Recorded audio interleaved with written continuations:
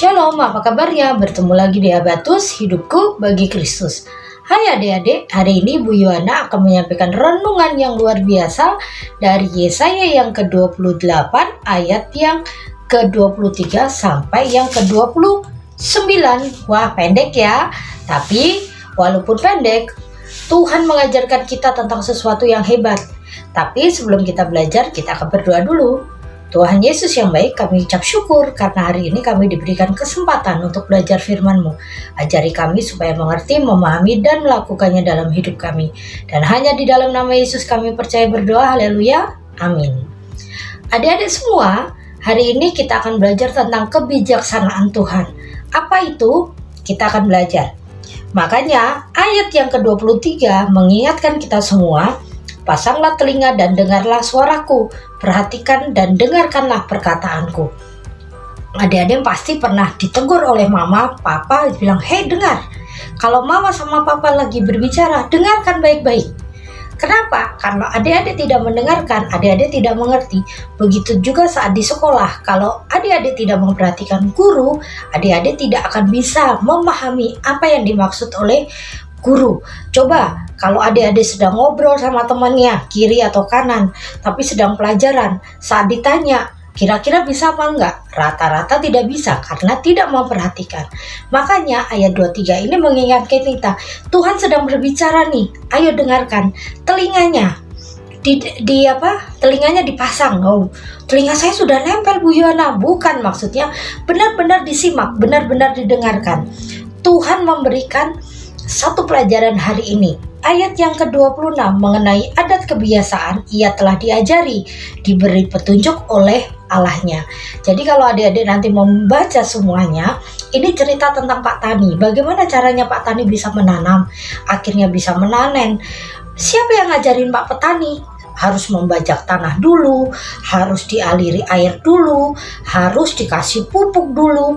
Bagaimana melihat musim, wah ini musimnya cocoknya nanam padi, atau cocoknya nanam singkong, atau cocoknya nanam tomat, atau nanam cabai yang lagi mahal. Bagaimana caranya ini?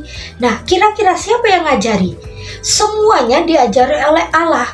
Tuhan Allah kita memberikan kebijaksanaan di hati kita masing-masing sehingga bisa mengerti, wah ini yang bagus mana, yang tidak bagus mana, apa yang harus dijalani. Itu kebijaksanaan Allah.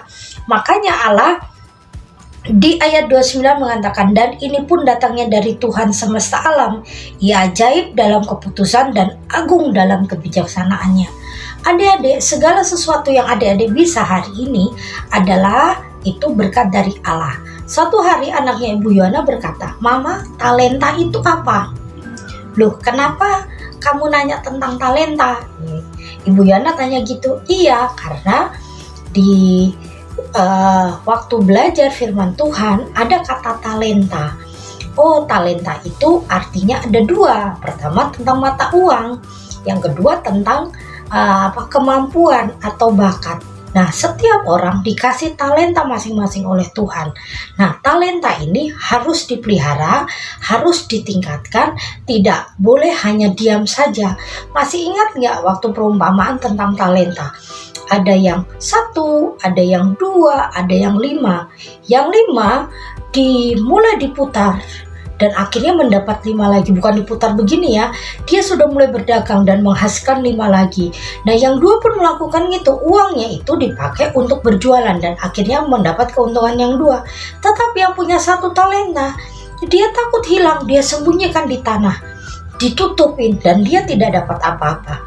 Adik-adik, cerita ini menggambarkan kalau adik-adik mengerti sesuatu hal yang baik, punya kemampuan yang hebat, itu sumbernya dari Tuhan.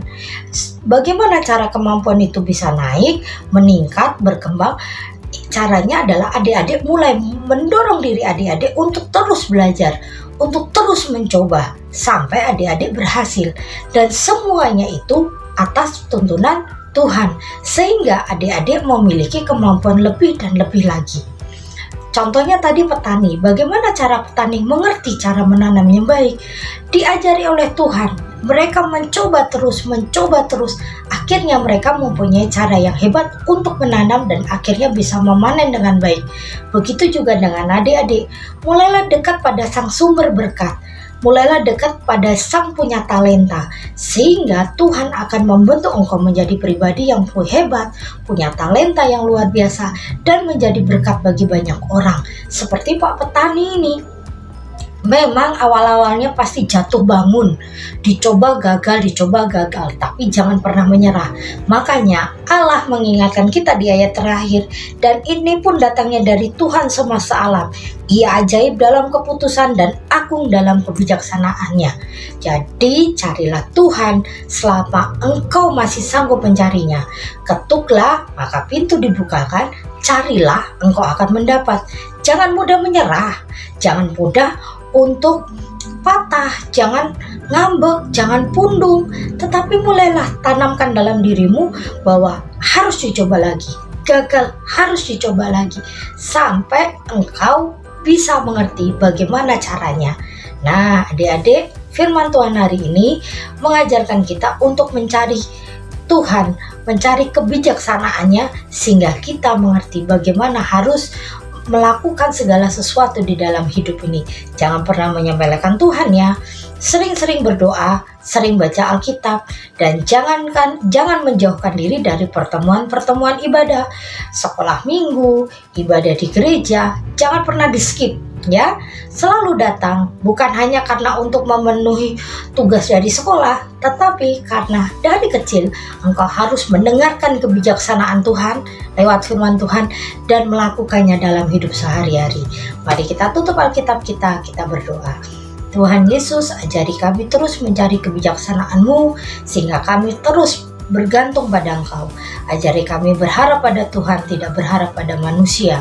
Dan hanya di dalam nama-Mu kami percaya berdoa. Haleluya. Amin. Sampai bertemu di Habatus. Hidupku bagi Kristus.